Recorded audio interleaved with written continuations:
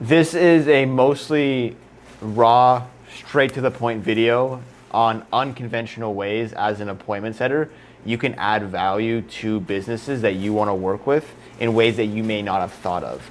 Now, obviously, you're an appointment setter. Your goal as a DM setter or a phone setter is to book more appointments, right? I want to teach you other strategies that you can use to work inside of these businesses so that you can gain leverage, become more valuable, and ultimately be paid more. Now, I have a question for you. Do you want to be a DM setter or a phone setter forever? Chances are you probably don't. A lot of the times it's just a stepping stone into going into closing or doing something else with your career. A lot of individuals that I speak with, they don't want to be an appointment setter. They just have come in to learn how to communicate for them to be able to sell themselves, right? Their real passions are in marketing, copywriting, or many, many different other verticals, right? And as someone that started out as an appointment setter, I didn't want to be in sales. I just got into it, again, for that vehicle to learn communication and how I can actually be inside of these companies and become more valuable, right? And in this raw, unedited video, I just want to teach you guys some pretty straightforward strategies that are, again, unconventional that you can use to network properly and provide value to people and get access to the right rooms, but also make more money and advance in your career if you're already inside of a company, right? So the truth is, and I can just say this confidently after working inside of some of the biggest businesses in the space that you probably want to work for, nobody knows what they're doing. And I don't say that from like an arrogant way or saying that from a way of like, I'm better than anyone, right? But it's a really comforting feeling after you work in companies that are making, 50, 60, $70 million a year in the coaching space. And then you pull back the curtain and you realize that no one actually knows what they're doing, right? Like everyone's just figuring it out. This industry is relatively new and there's no models to base anything off of, right? So because of that, everyone is just figuring it out. And it gives a really good opportunity for appointment setters to come in and add value in unconventional ways and to be able to grow in their career. Because just like we said, who wants to be an appointment setter forever, right? The goal of advancing in this industry and really any industry is learning hard skill sets. So I know you're in this course to learn about appointment setting, but if you want to become more than just an appointment setter and what I like to call a growth specialist, this video is for you. I'm going to teach you how I was able to start as an appointment setter and go all the way to management and work in dozens and dozens of other departments for some of the biggest companies in the space like Iman, Gadzhi, and Jeremy Miner, right? So first and foremost, it comes and it starts with a perspective shift. Now, I know you guys have heard this a lot and it's quite repetitive where you have to change your perspective and change your mindset, but this is the most crucial part of being a successful growth specialist, right? Now, what a growth specialist is in the Google terms is an individual that comes in and allocates resources to specific areas of the business to make it more money, right? That's also a fractional consultant, and there's many different terms for the growth specialist, right? You hear growth operator and all that stuff, right? But it's pretty simple. If you are smart, which you probably are if you're watching this video, right? You probably have more value to give than just being an appointment setter, right? And a lot of the things that I've done to, advance in my career, like I'm not better than anyone, right? But one strength that I had was the ability to view things as a fly on the wall, right? Because as I said, no one knows what they're doing. It gives you an opportunity to come in and fix things, optimize things, and really build things for these companies that will give you rock hard experience for you to gain more leverage, gain more skill sets so that you can make more money, right?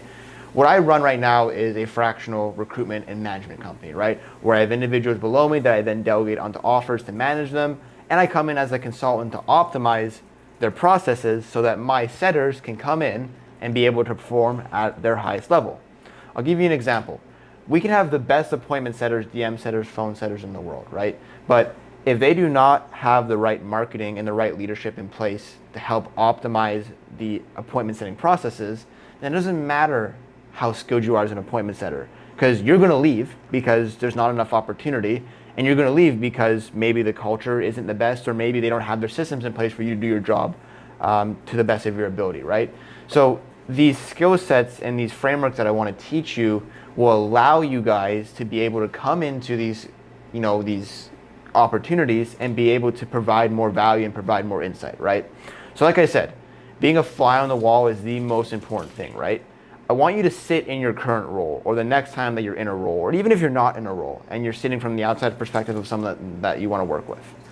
Sit there and ask yourself, okay, what is wrong with their business that could be improved on? Have you checked their automations and how fast they call you? Have you checked their marketing and their website and their landing pages and their Instagram content? Is there anything that could potentially be better? View yourself as a fly on the wall and actually observe like what can actually be improved on inside of this company. Especially if you're inside of this company, right? It's very, very important to understand that, like, again, no one knows what they're doing, right? So you have the ability to come in here and observe what could be better. That's the first most important part, right?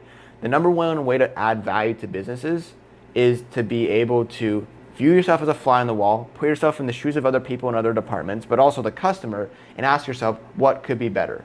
And you may not be the best at this to start, because if you're just starting out, you may not know how to, make the best suggestions. You may not know the best advice to give.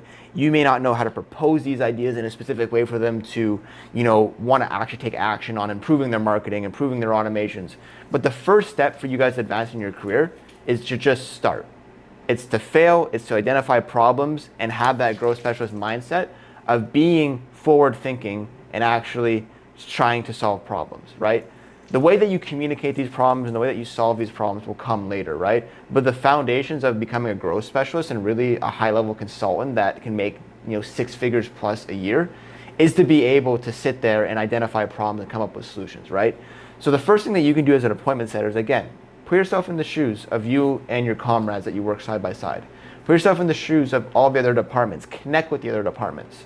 View yourself as a fly on the wall. Use artificial intelligence to audit the copy, the strategy, the content. Actually ask yourself what could be better, right? Then make suggestions that are appropriate to actually do that.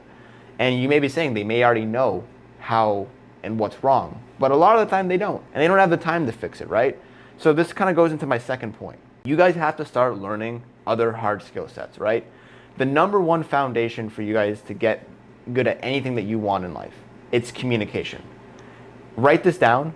Everything that you want in life is on the other side of your ability to communicate it, right? The life that you want to have with your significant other, with your family, with your business, it's all on the other side of your guys' ability to actually communicate what you want, okay? So if you guys do not have a solid foundation of improving your communication skills, I know I've led you on up until this point, but don't even think about becoming a growth specialist until you actually improve your skill sets, where you have the ability to articulate yourself in a way that you're able to communicate with high-level people, right? And you don't have to be a wizard at this, right? But you need to have foundational communication skills where you don't come off as an idiot, right? And after you understand and get the basics of communication, then you want to go and ask yourself, okay, what do other businesses need and what other skill sets can I provide? So there's a few core departments inside of most businesses that you want to work for, they need help with, right? So obviously sales. So learning sales systems, learning SOPs, and we have all these infrastructures and all these systems inside of our communities that you can use as value adds to give to these businesses so that you can understand the systems yourself, but also give to them so that they can optimize their processes, right? For example, we have tons of management assets for phone setting and DM setters where you can understand how to properly track data, how to properly optimize workflows for management, optimize the workflows for your team, how to properly onboard team members. Like, all of those small things are so crucial and underlooked, right? So we're trying to cut that learning curve in half and give you guys access to those assets so that you guys can then use it as leverage to give to these businesses so that they perceive you as different, but you can also use them to implement inside these businesses so that you can make more money, right? But ask yourself, okay, sales and building infrastructure for sales departments is one thing. What are the other departments? There's marketing, there's operations, and there's fulfillment. A lot of people don't focus on fulfillment in this industry, but I'll get to that in a second, right? Operations.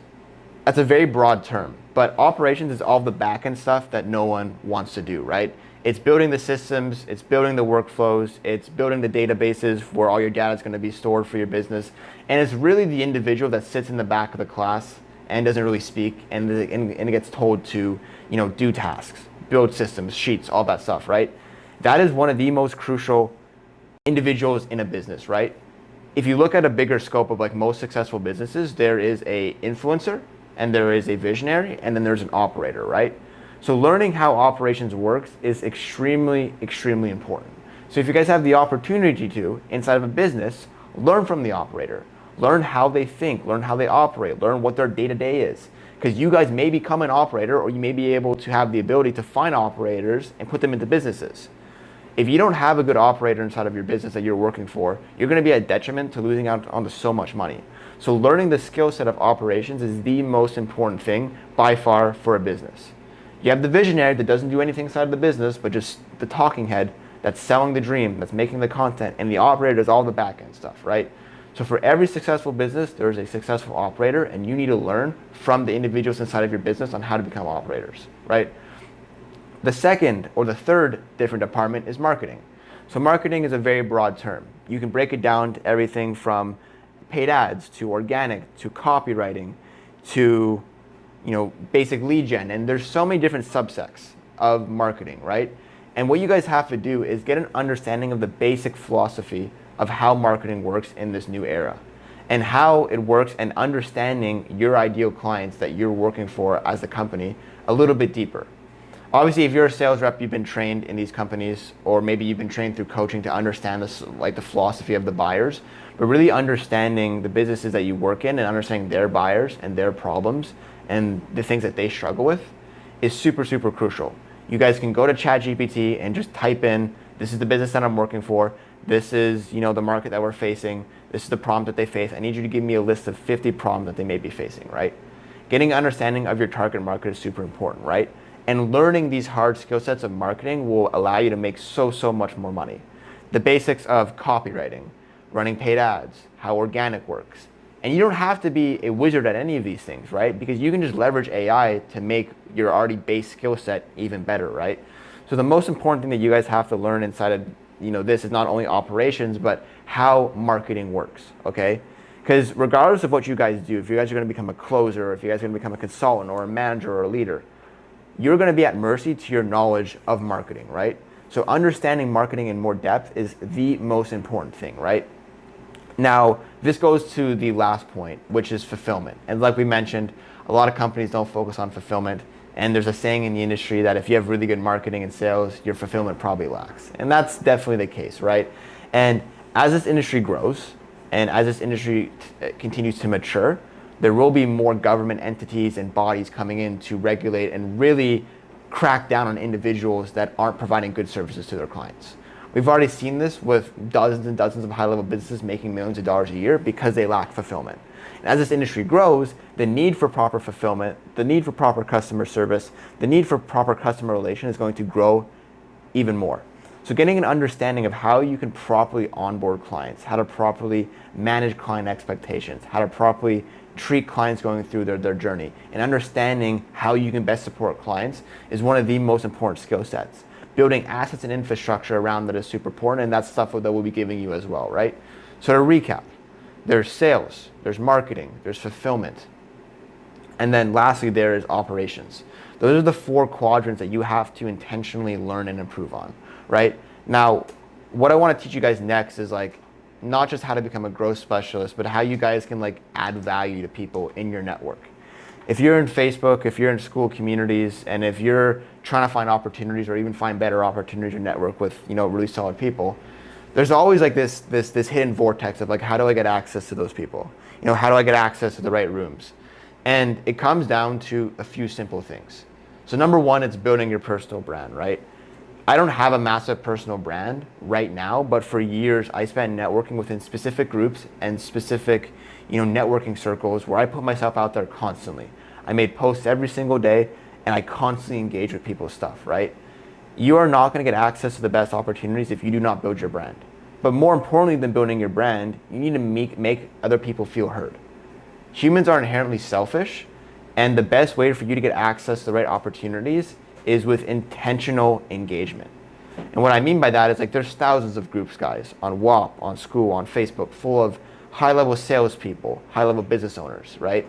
And how you guys get access to these opportunities is slowly but surely intentionally engage with them. Have a conscious effort on your on your phone every single day in a timer where you go and you spend an hour a day intentionally networking with these people, liking their posts, commenting under their stuff, sending personalized messages, making them feel heard.